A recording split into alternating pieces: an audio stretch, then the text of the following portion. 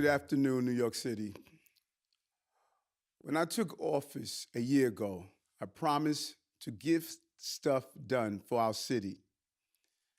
I promised that we would build a safer, more prosperous, and equitable New York.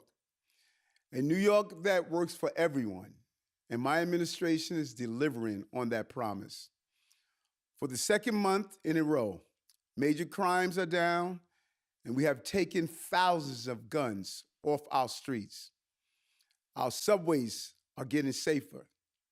In December, we reached our billionth rider of the year. That is the most rides on the system since 2019. Our economy is also getting back on track. We have added nearly 190,000 new jobs. We are investing record amounts in affordable housing, and tourism is booming. This is the city that New Yorkers want and deserve. This is the city that our responsible and focused fiscal year 2024 preliminary budget continues to make possible. Before I go into details, I want to acknowledge that we have much to be proud of. Our city has shown its courage, compassion, and can-do spirit as we recover from the pandemic. Over the past year, we funded and will continue to support programs that benefit everyday New Yorkers. Still, some in our city continue to struggle. And although the economy has been strong, it's slowing. At the same time, we face significant challenges. I want to be clear. In order to keep moving forward while preserving the programs and services we value, we must be careful and make the best use of our resources. Since day one, fiscal discipline has been the hallmark of this administration. We are focused on governing efficiently and measuring success not by how much we spend, but by our achievements. This budget protects funding for the essential services that continue to keep the city safe and clean, drive equity and affordability, and keep us on the path to prosperity. We understand that the communities we make today affect our children, our grandchildren, and the kind of city we create for them. With proper planning and foresight, we can ensure that New York City remains a beacon of opportunity for future generations. We crafted this budget in an environment of economic and fiscal uncertainty. And while our country has made an amazing recovery since the darkest days of the pandemic, the national economy has slowed as the Federal Reserve raises interest rates to tamp down inflation. Most economists predict that it will cool more in the coming months. A slowdown will reduce the revenues that we have used to pay for programs and services that benefit all New Yorkers. At the same time, it will increase demand for city services. As you can see, financial markets declined substantially over the last year. And following 2 years of extraordinary profits and bonuses, market declines have slowed Wall Street activity, leading to job losses. At home, our city's economic indicators are mixed. As I mentioned earlier, nearly 190,000 jobs have been added since the start of my administration. While our city's economic recovery was slower in the early part of the pandemic, we have now recovered almost 90% of the jobs lost during the pandemic at an annual growth rate that is higher than the country and the state. Let me repeat, under this administration, New York City's job growth is moving at a faster rate than the rest of the country, and we currently expect to reach pre-pandemic job levels by next fall. That's a full quarter earlier than previously expected. However, real estate sales have slowed because of rising interest rates. And although New Yorkers are returning to work, office vacancy rates, the amount of space that is unleased by companies remain at a record high. This weakens the commercial office market and has a negative impact on the property tax, the city's single largest source of revenue. While we expect office attendance to continue to increase, we're also addressing vacancies through the proposals in our new New York Action Plan. That includes making it easier to convert some offices into affordable housing. On top of a slowing national and local economy, we face fiscal challenges, new and unfunded needs. The arrival of nearly 40,000 asylum seekers created unexpected costs of more than $1 billion this fiscal year. We are conducting a new analysis to determine an updated estimate given the influx of asylum seekers we've seen in recent weeks. And while I am grateful that our partners in Washington allocated some funding to help us cover a portion of these expenses, this would not come close to covering what we need. New Yorkers will be left footing the bill now and in the future. We will continue to push for relief from the state and the federal governments so that we can avoid straining our budget and our capacity to provide city services for everyday New Yorkers. Additionally, our city's healthcare costs are growing significantly.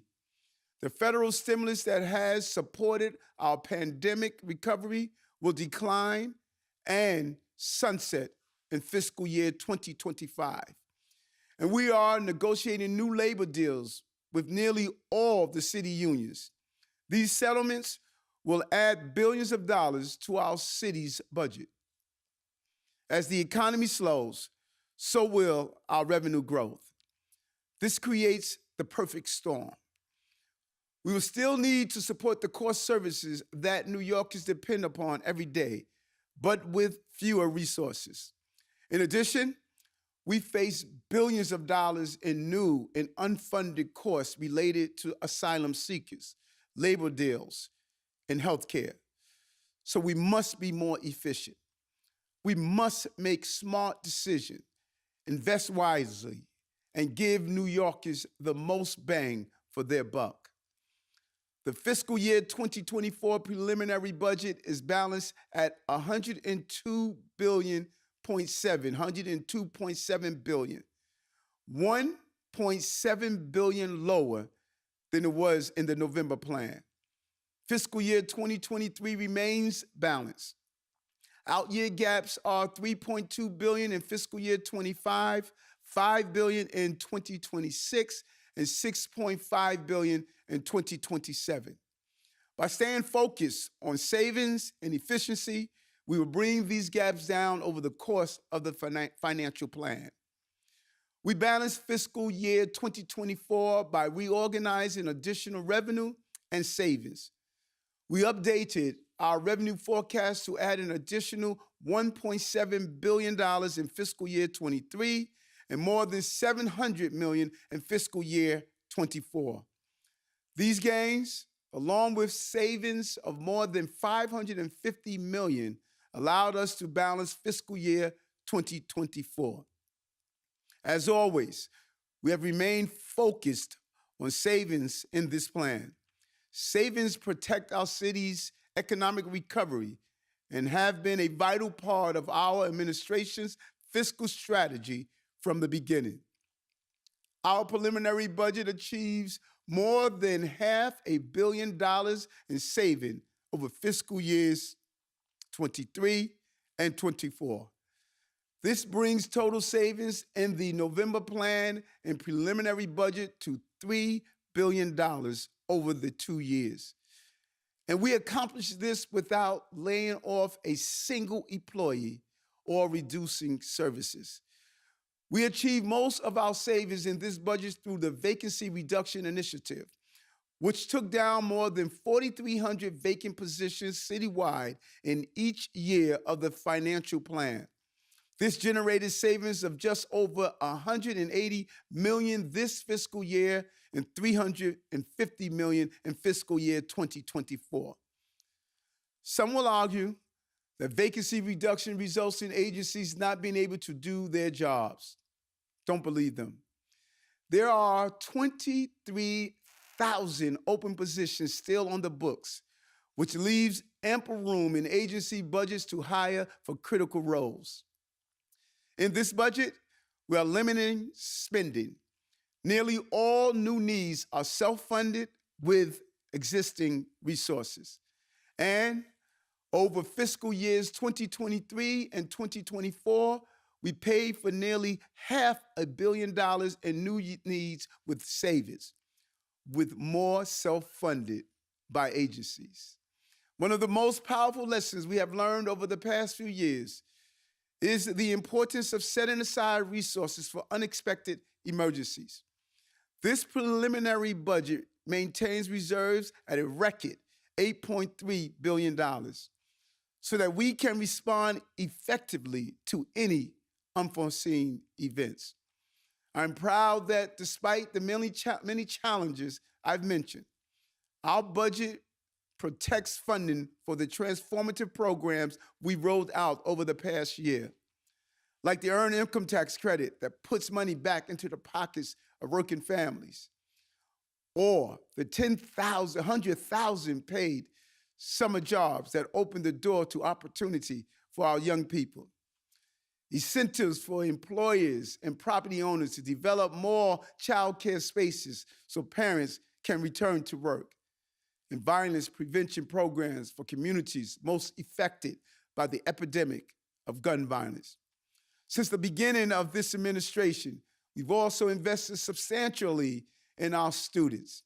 This includes more resources for students with disabilities, for literacy and dyslexia screenings, summer enrichment, healthy food, career pathways, and gifted and talented programs. Even with federal stimulus money running out, we've kept per student funding at a higher level than before the pandemic. But as we've said from day one, we need to be fiscally responsible. We need to return to developing school budgets based on the number of students enrolled in a school and the needs of those students. Last year, to protect schools that had lost enrollment from the impacts of funding reductions, we provided additional support on top of the Fair Student Funding Formula, $160 million for fiscal year 2023 and $80 million for fiscal year 2024. But we heard from families that some schools need more time to adjust in order to avoid disruptions to students. So, despite the fiscal challenges we face, we have added an additional $80 million to that funding pool for fiscal year 2024. This keeps the total at $160 million for another academic year. Our preliminary budget also makes inroads into the key priorities of my administration. We are continuing to tackle our housing crisis, create a cleaner and greener city, and promote efficiency in city government. New Yorkers have been suffering from our housing crisis for far too long. We simply do not have enough homes for those who need them. So we are taking steps to address the problem. We are cutting red tape to make it easier to build and upgrade affordable homes for New Yorkers. And we are assisting our low-income neighborhoods with down payments, tenant protections, and more through our Housing Our Neighbors and Get Stuff Built initiatives. New Yorkers like to move fast, and they deserve a city government that works just as quickly. That is why we are making improvements at key touch points. We are implementing a citywide building code that would allow necessary improvements to be made for both residential and commercial buildings. This will save time and money on upgrades and will help New Yorkers live and work safely in their homes and offices. As a leader in the fight against climate change, we want all our agencies to be a part of reducing greenhouse gas emissions. That's why we've authorized several agencies to hire chief decarbonization officers who will lead the way to a greener future. And as you know, I hate rats. We're expanding our rat reduction initiative to reduce damage to homes and businesses and improve our quality of life. Our city uses capital funding to build and maintain the infrastructure we rely on.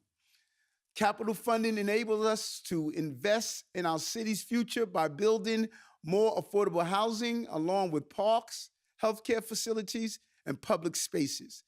It also helps us keep our schools and streets safe, keep our water supply clean, and protect the environment. In this plan, we're tackling a broad range of priorities. Our investment in the public-private partnership in Willis Point will transform the neighborhood by creating thousands of new affordable homes, a world-class soccer stadium, acres of public space, and a hotel. And as a bonus, it will generate nearly 16,000 new jobs. In DOE schools across the city, we are investing in safety measures for students and staff. Every student deserves to feel safe at school, and this budget is making it happen. And on the west side of Manhattan, we are renovating the historic Riverside Park Soldiers and Sailors Monument and Plaza. New Yorkers who use the park have long been calling for its restoration. Traffic safety is public safety, and we are deepening our commitment to Vision Zero and more. Walking and cycling should never result in accidents or fatalities.